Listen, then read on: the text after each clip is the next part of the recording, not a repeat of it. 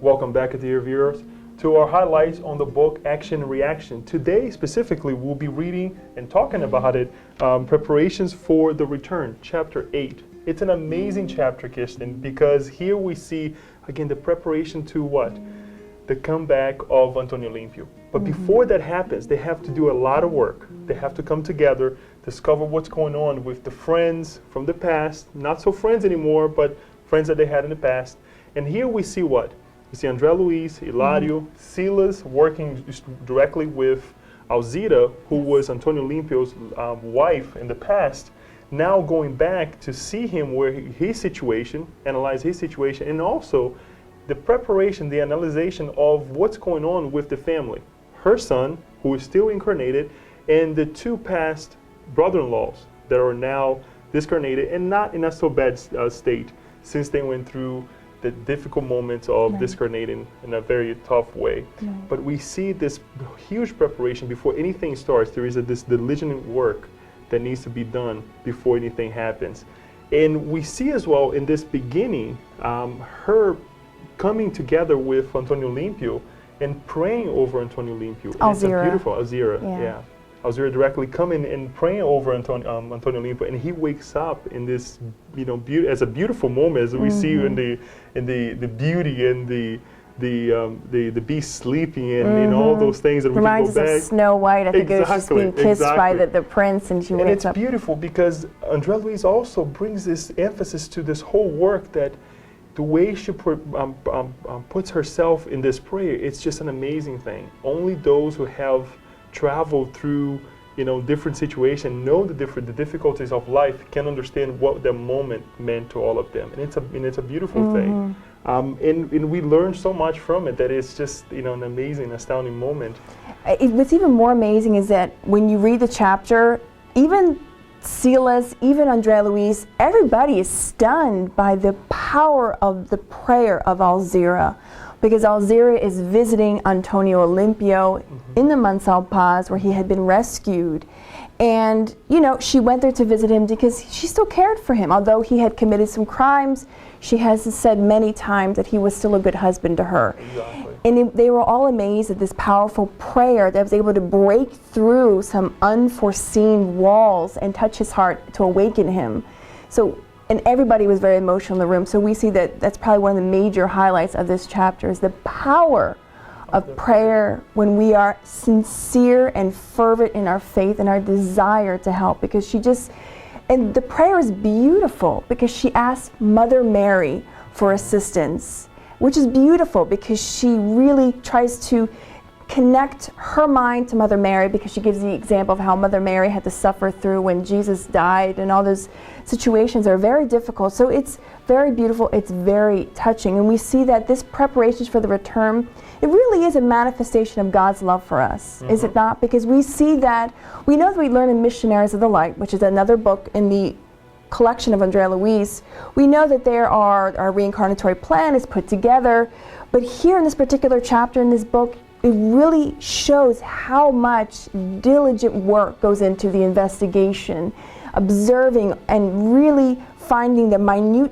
ways to really help the collective, all the people, the family that are involved. It's quite beautiful. It is. It really reminds us of God's love for us, that it is greater than our minds can even begin to understand. And we can put ourselves in that situation as well and think of how much work has been put together for us to be here today, reincarnated in this body, right?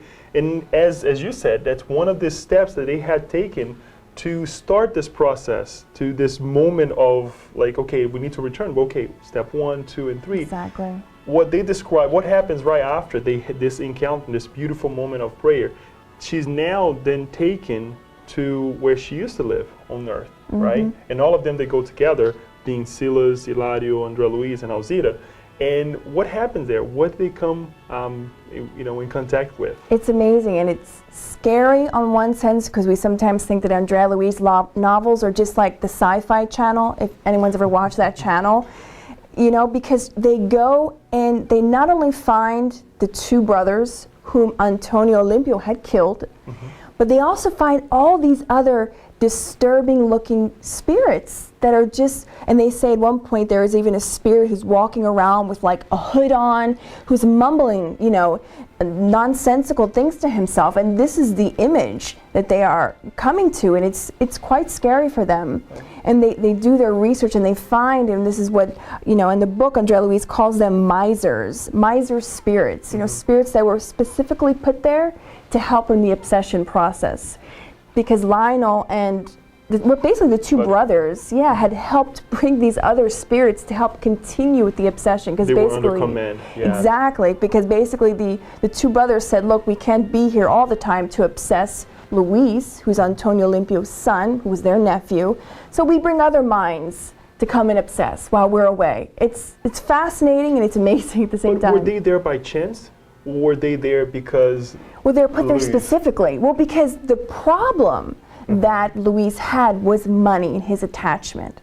So it makes sense that Lionel and Clorindo, what do? They find these other spirits that are around the same level as him, that are obsessed with money as well, and they just put them there because that is what's going to continue this obsessive idea, because they connect with the same idea of money, of attachment to material things. So it's a beautiful symbiosis, and which is interesting because Andre Luiz in the book Evolution in 2 Worlds, they talk about this obsessive symbiosis, that it's a form of obsession where the 2 people involved are feeding off of each other, and that's sort of what happens here as well, because they're sort of all feeding one another. So in other words, there was an open door, not a physical door, but there was an open door. Absolutely. Luis was vibrating onto what? The money, the riches that he had inherited from his father. Correct. That in fact his father had inherited all that money by himself because he had killed his 2 brothers.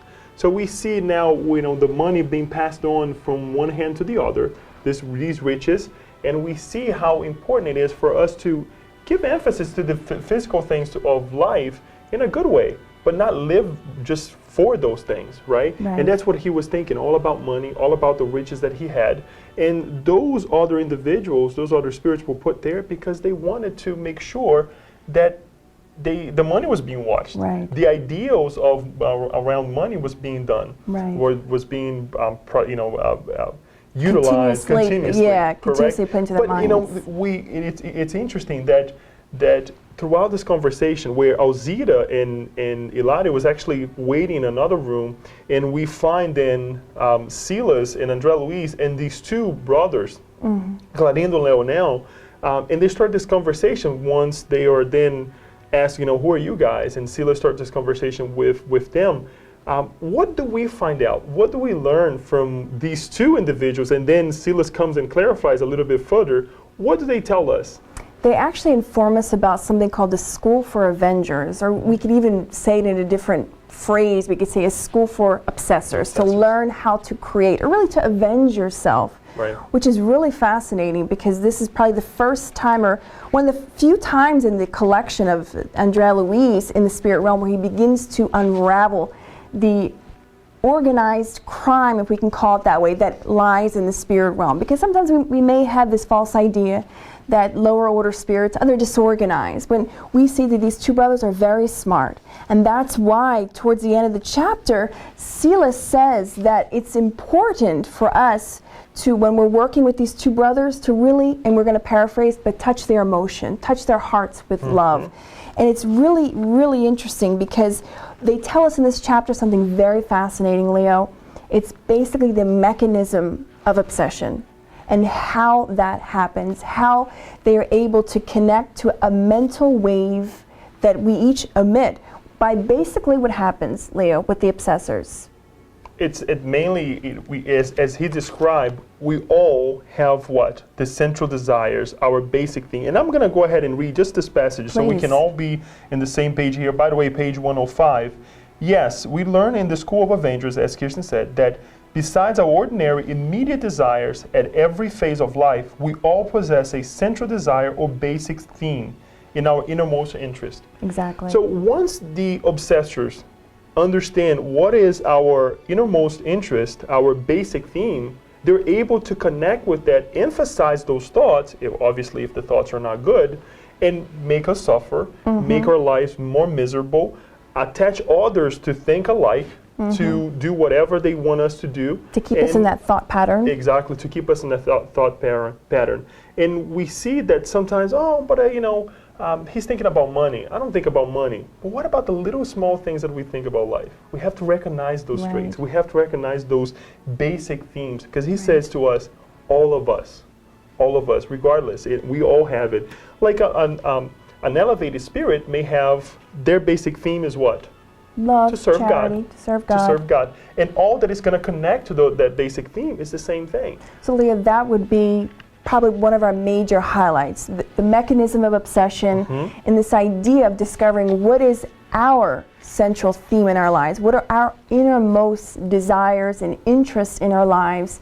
And there is a saying that whatever you do most in your life, whatever you find yourself doing a lot, whatever you think a lot about, there you are. There you will find yourself. So in that sense, in this Spirit's book, when they tell us that knowing ourselves is probably one of the best antidotes as an anti-obsession, it really is true, because when we learn the mechanism of obsession, we learn that getting to know myself, what is my central theme? And that would be a true take-home message for our viewers, our listeners, is that what is your central theme in your life? What are your innermost desires in your life? Observe those things, not in a negative sense, but in a way to really, in the words of Joanne Dion, just sublimate your emotions to something more of an elevated nature. So dear friends, we encourage you to read the entire chapter, the entire book. Until we meet again next time, we wish you many blessings. Thank you.